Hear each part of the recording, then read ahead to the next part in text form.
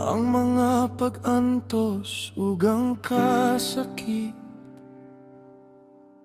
maoy pasanon nato aning kinabuhi.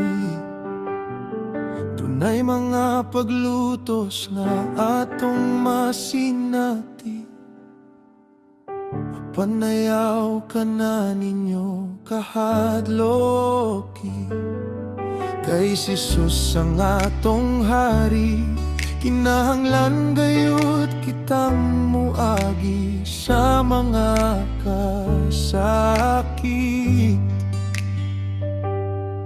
Aron ang atong pagtuo malig-on ug mahingpit, para usab atong makita sa atong kinabuhi.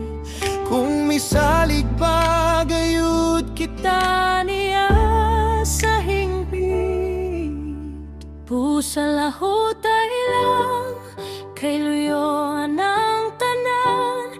Tunay ganti kanimo ng gatan. Basta kauban nato ang Dios, wala kaya nga'y kahadlokan. Kay bisag unsa pa'y maagian, dili kita niya pasagdan.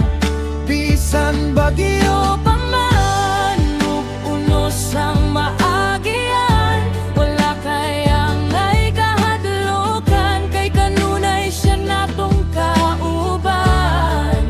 Sampit sa atong Dios kung dunay mga pag-antos. Sampita atong Dios kung dunay mga paglutos.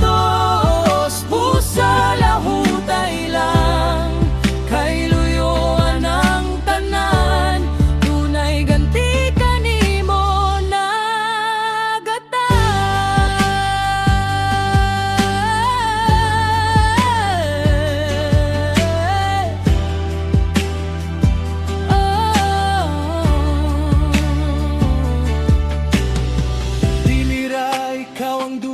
Paganto, dili raw usab ikaw ang giluto, dili ra ikaw ang dunay kalisod.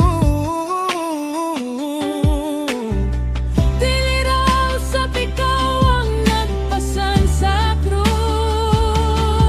Bisag magkinaon sa paman, ayaw gayud paghunong padayon sa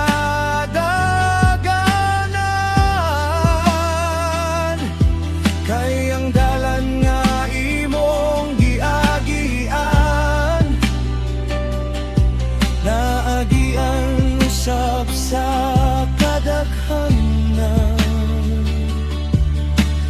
Pusa lahutay lang kay luyoan ang tanan. Dunay ganti kanimo na